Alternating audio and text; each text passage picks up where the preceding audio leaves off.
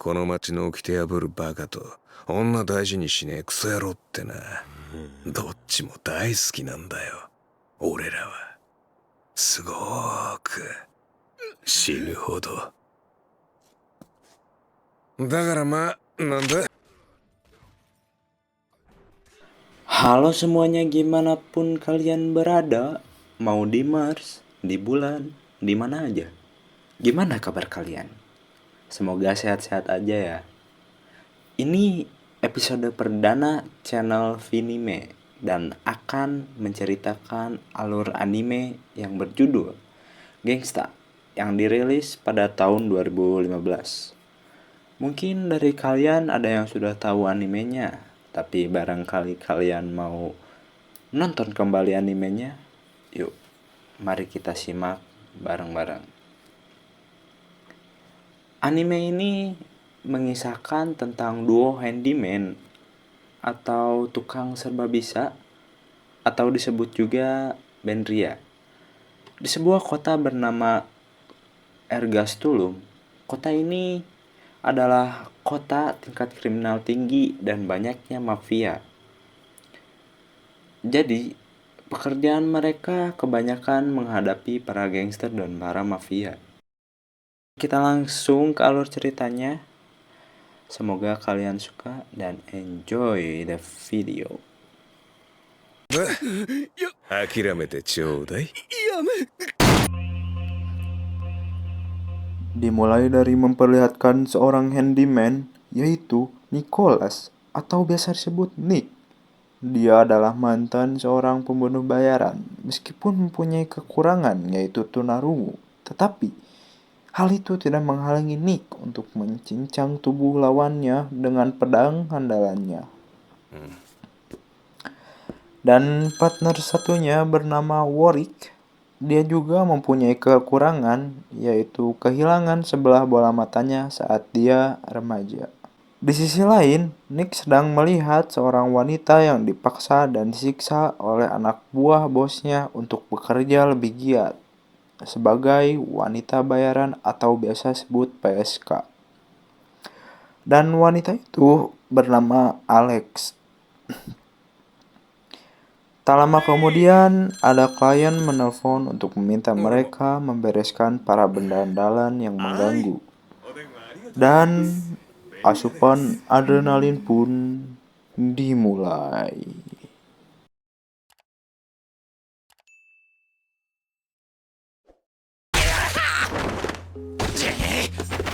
いつも悪いね、便利屋さん。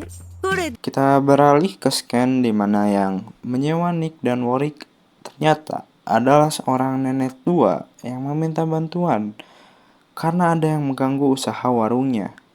Seketika, Nick sudah menghajar semua berandalan itu dengan sekejap.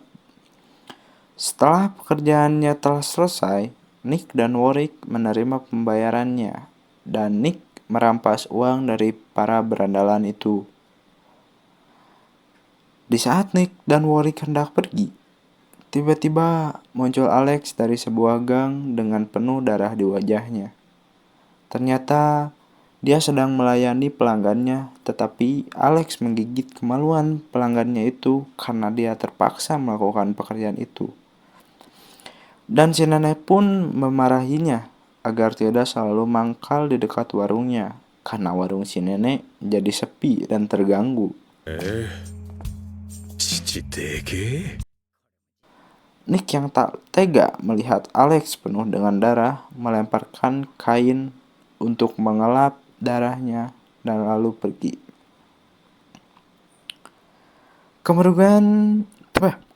Kemudian scan berpindah di mana para bos mafia sudah berkumpul untuk membahas pemberantasan tempat-tempat yang dikuasai oleh para gangster yang mencoba menguasai kota Ergastulum. ああ、そういえば、最近町を騒がせている連中、あれはコルシュか、お前の身内だと。 Sementara Warwick dan Nick sedang makan di warung teh Tuti. Kebetulan yang sedang menjaga warungnya anaknya. Dan anaknya mengatakan bahwa akan ada 4 bos mafia turun tangan langsung untuk memberantas para gangster yang selalu berbuat onar.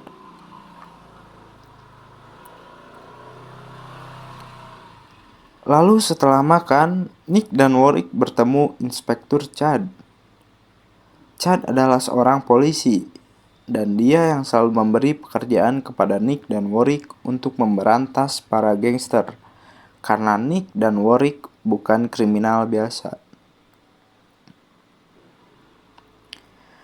Dan pekerjaan kali ini, Chad menyuruh untuk menghabisi seorang kriminal bernama Barry Abbott dan semua anak buahnya, termasuk wanita yang ada di foto itu. Dan wanita itu adalah Alex, yang kita lihat di awal tadi. Dan akhirnya kita tahu bahwa Alex bekerja untuk Barry. Setelah bernegosiasi dan mendapat bayaran yang cukup besar, akhirnya duo handyman ini melakukan pekerjaan itu dan bergegas pergi ke tempat Barry. しっかり暴れてこいよ便利屋了解。こいつは禁止区域にばらまけ。残りは俺たちが三番街に。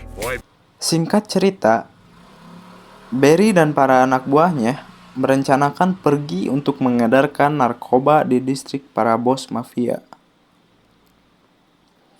Dia memang dikenal sebagai bandar narkoba cukup besar di Ergastulum.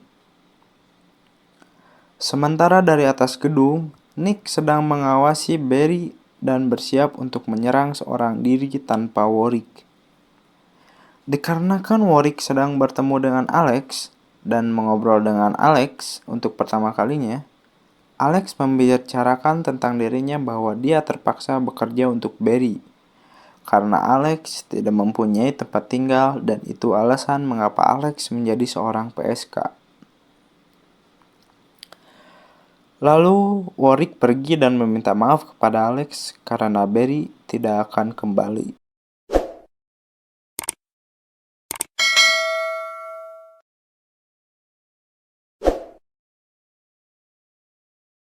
Di sisi lain, Nick yang sedang menyerang anak buah Barry menggunakan pedang andalannya.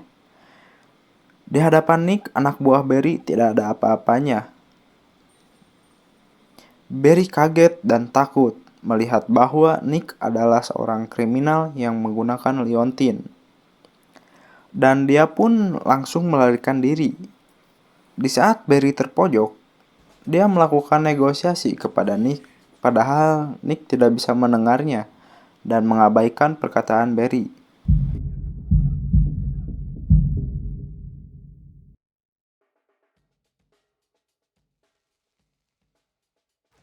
Secara tiba-tiba, Warwick datang langsung menembak anak buah Barry dan menembak kaki Barry. Warwick sedikit kesal kepada Nick, dikarenakan Nick memulai pertarungan tanpa dirinya. Barry terlihat masih ingin melawan dan mengambil pistol di dekatnya, namun dicegah oleh Nick yang langsung menancapkan penuhnya ke tangan Barry.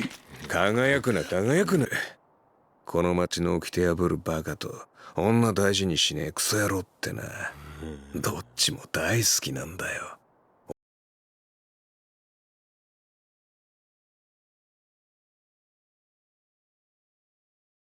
まあ、なんだ、諦めてちょうだい。 Alex yang mendengar suara pistol langsung bergegas datang ke tempat, lalu Warwick menembak Barry dengan pistolnya. Alex pun terdiam, lalu secara tiba-tiba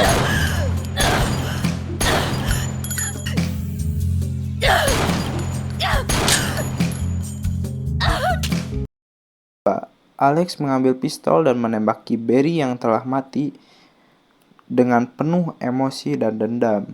Tetapi di satu sisi Alex kebingungan dan sedih karena dia sudah tidak mempunyai tempat tinggal lagi karena Barry sudah mati. Dan setelah semua pekerjaan mereka selesai, mereka menemui Inspektur Chad kembali.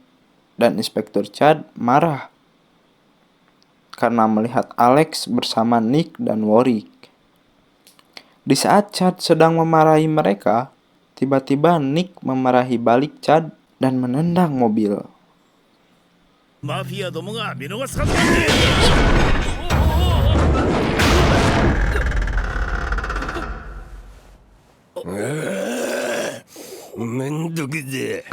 Sebenarnya, Chad hanya ingin menghindari masalah besar untuk mereka. Karena, jika terus-menerus bersama Alex, para mafia akan mencari Nick dan Warwick. Tetapi Nick dan Warwick tidak menggubris perkataan itu dikarenakan mereka bukan bawahan Inspektur Chad. Mereka hanyalah berandalan berliontin. あんたらには世話になってんけどな、ジャデさん。俺たちはあんたの部下じゃねえ。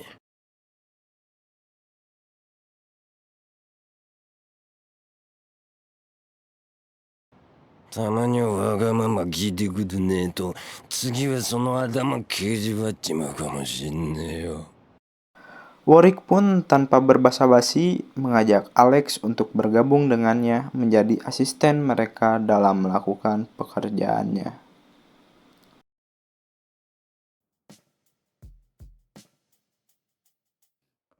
Keesokan harinya, Nick yang sedang berjalan di perjalanan pulang, Nick bertabrakan dengan orang asing, dan kalungnya pun putus. Dan ketika kalung itu diambil oleh orang asing itu, tiba-tiba orang asing itu lari ketakutan melihat kalung Nick. Sebenarnya, apa arti di balik kalung Nick itu? Sementara itu, di rumah ada gadis mengunjungi Benria bernama Nina. Nina adalah asisten dari Dr. Theo, dan Nina terkejut ketika yang membukakan pintu adalah Alex. Dikarenakan Nina belum pernah bertemu dengan Alex. Nina datang menemui Nick hanya untuk memberitahu bahwa Dr. Theo sedang diganggu oleh para gangster. Nina mengatakan bahwa salah satu anggota gangster itu sangat kuat dan memakai liontin berpangkat B. Mendengar itu, Nick pun langsung ingin pergi keluar untuk menolong Dr. Theo. Tetapi sebelum pergi, Nina memberikan Nick sebuah obat, tetapi kita masih belum tahu itu obat apa. Tetapi satu hal yang pasti, Nick sudah ketergantungan dengan obat tersebut. Sementara Warwick meminta bantuan Alex untuk mengatasi para kroco gangster yang mengikuti Nina. Saat Nick dan Nina hampir sampai ke tempat Dr. Theo, kroco yang bersembunyi mencoba menculik Nina, dan di waktu yang tepat, Alex menggoda para kroco dan mereka lengah, sehingga Warwick dapat menghabisi mereka semua. Ciao. Lalu di tempat Dr. Theo sudah didatangi oleh gangster itu. Sebut saja nama gangster ini Asep. Asep berniat untuk merekrut Dr. Theo, dikarenakan Dr. Theo bukanlah sebarang dokter. そうだろう、テオ先生。 Dia memiliki keahlian khusus. Jika Dr. Theo menolak, si Asep akan terus mengganggu dan mengancam akan menculik Nina dan dijadikan pemuas nafsu mereka ketika Nina dewasa. Di saat Nick dan Nina sudah datang, si Asep pun terkejut melihat Nina. Asep yang melihat anak buahnya ketakutan melihat Nick, Asep langsung menghajar anak buahnya tersebut. Dan Asep mengira anak buah yang dia suruh untuk menculik Nina sudah dikalahkan oleh Nick. Dan atas izin dokter, Nick pun boleh menghadapinya asalkan tidak menghancurkan sekitarnya. Nick memberi waktu 3 menit ke si Asep untuk mengalahkannya. Si Asep sombong memperlihatkan liontinnya berpangkat B2. Sementara Nina disuruh untuk menghubungi Inspektur Chad untuk membersihkan kegaduhan ini. Si Asep menyerang saat Nick lengah karena Dr. Theo mengajak ngobrol. Dan Dr. Theo marah kepada Nick karena rumahnya terkena serangan si Asep. Lalu Nick mengeluarkan leontinnya yang berpangkat lebih tinggi dari si Asep, yaitu A0. Dan lalu si Asep pun kalah, tepat di hadapan Warwick dan Alex. Chad pun akhirnya datang. Nick dan Warwick dimarahi oleh Chad karena perbuatannya. Scan pun beralih ke si Asep, yang dimarahi juga oleh atasannya yang masih menjadi misteri siapa. Karena tidak berhasil membawa Dr. Theo, akibat kegagalannya itu, Asep pun dieksekusi oleh atasannya.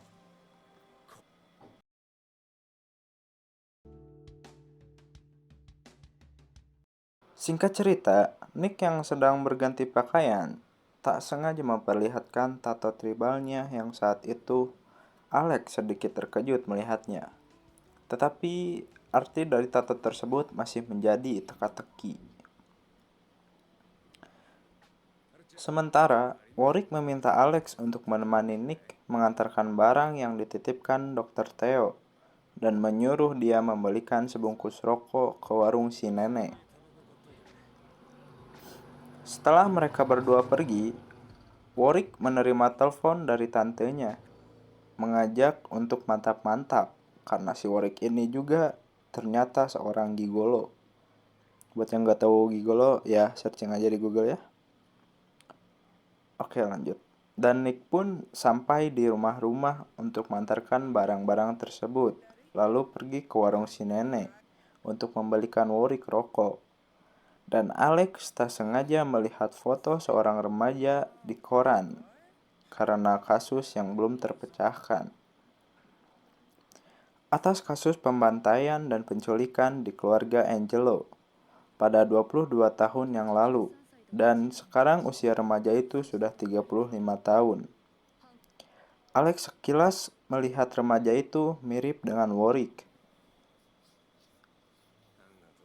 Scan beralih ke Warwick yang sudah selesai bermain dengan tantenya, dan si tante memberitahu Warwick bahwa ada foto di koran yang mirip dengan Warwick.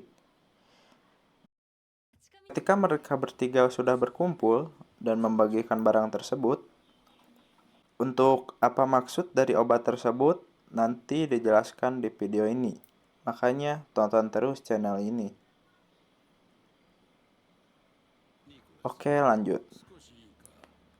Ketika sedang membagikan, Warwick dan Nick didatangi salah satu bos mafia untuk mengajak mereka bergabung kembali. Ternyata sebelum menjalani Benria, mereka sempat bergabung dengan mafia besar. Nick dan Warwick pun menolak karena dia sudah nyaman di kehidupannya sekarang, yang menjadi kurir atau pembunuh bayaran. Warwick dan Alex mendatangi bar untuk bertemu pemiliknya, yaitu Big Mom. Bukan Big Mom di One Piece ya. Rupanya Big Mom juga memesan obat yang diresepkan oleh Dr. Theo. Nah, jadi ternyata obat ini bernama Celebrar. Celebrar adalah obat untuk menjaga fungsi tubuh dan tetap hidup. Obat itu biasanya dikonsumsi oleh para Twilight. Dan obat itu ada dua, jenis upper dan downer. Nanti kita akan menjelaskannya secara lengkap. Dan saat tiba di rumah, Alex pun semakin yakin bahwa itu memang Warwick, karena Warwick pernah bercerita sejarah tentang dirinya yang sama persis dengan kasus itu. Dan di akhir scan, kita melihat Nick nampaknya sudah ketergantungan kepada obat itu.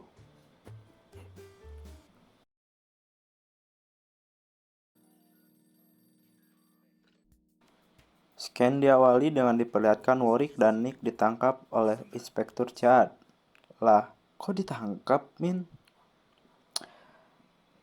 Ya, karena mereka terduga melakukan pembunuhan di Ergas Talum, di mana mayat-mayat itu memiliki bekas luka, tebasan pedang, dan tembakan. Dikarenakan mereka berdua yang memiliki potensi itu, jadi mereka diinterogasi meskipun Chad tidak yakin bahwa mereka pelakunya. Bahkan dia akan membantu Inspektur Chad untuk menuntaskan kasus ini. Dan perlu kalian ketahui Meskipun Warwick hanya mempunyai mata sebelah, tetapi dia mempunyai penglihatan yang tajam dan juga ingatan yang sungguh luar biasa, di luar naluri. Lalu kita dibawa ke flashback di mana masa lalu Warwick yang masih remaja, dan benar saja, Warwick ternyata putra dari Archangelo. Semenjak remaja, dia sering membaca buku. Dikarenakan dia memiliki IQ yang sangat tinggi, dia mampu mengingat semua isi buku tersebut. Dan sampai sekarang pun ingatan dia masih bagus, meskipun Warwick jarang membaca. 強い依存性、毒性による心身喪失や死亡例が相次いで報告されたため、終戦と同時に軍では使用禁止となった。もう覚えた。明日から来なくていいよ。 Perlu diingat lagi bahwa Warwick di sini mempelajari dan mengingat foto-foto dari buku kasus pembunuhan yang diberikan oleh Cody. Nah, Cody ini adalah asisten Inspektur Chad. Dan inilah hasil jawaban Warwick setelah dia membaca sekejap buku tersebut. Di halaman 2, itu adalah anak buah Caucasia. Pembuat tatonya adalah Edmond. Di halaman 7, adalah salah satu pasien Dr. Theo memiliki luka bakar di punggungnya. Dan di halaman 9, wanita berambut merah, dia adalah PSK di Harold. Halaman 11 dan 12, Warwick pernah melihatnya di toko senjata. Lalu, Cody pun kagum melihat Warwick yang jenius. Dan Chad menanyakan Alex kepada Nick.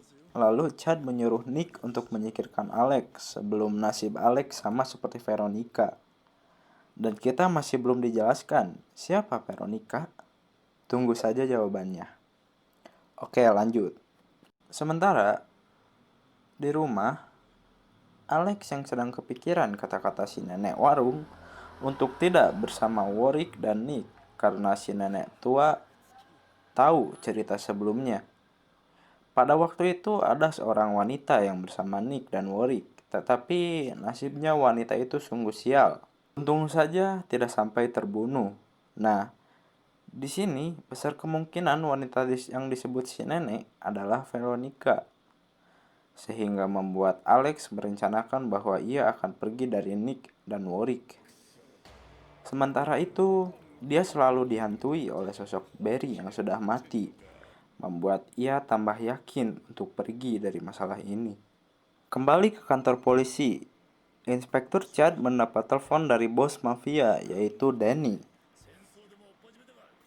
Ya, Danny adalah orang yang sebelumnya mengajak Nick kembali ke keluarga mafia. Danny meminta kepada Chad untuk membebaskan Nick dan Warwick untuk melawan para musuhnya. Nampaknya seorang sniper sudah membidik kepala Danny, tapi usahanya sia-sia karena Danny mengetahui dan langsung menembak orang tersebut. Akhirnya Chad mendengarkan Danny untuk membebaskan Nick dan Warwick. Saat menuju tempat Danny, tiba-tiba kita diperlihatkan flashback di mana pertemuan Warwick dan Nick. Rupanya Nick dulunya bekerja untuk keluarga Warwick. Sejak remaja, ia menjadi penjaganya Warwick.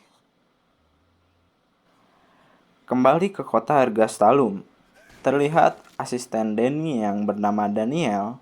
Tiba-tiba ia diserang oleh orang tidak dikenal, serta semua pengawalnya dihabisi oleh orang itu. Dan orang itu bernama Doug, tapi biar gampang diingat, sebut saja Dadang.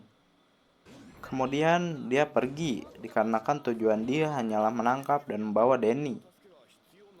Setelah ia bertemu dengan Danny, dia menyerang bawahannya, tetapi digagalkan oleh Danny.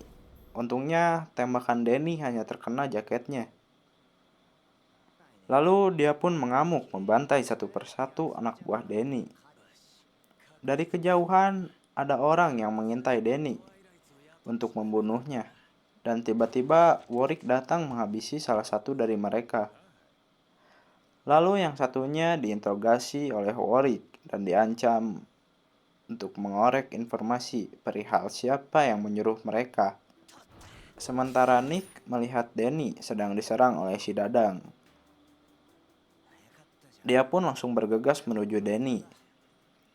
Singkat cerita, Nick sudah menemukan si Dadang dan menyerangnya, membuat salah satu pedang si Dadang pun hancur akibat kekuatan Nick.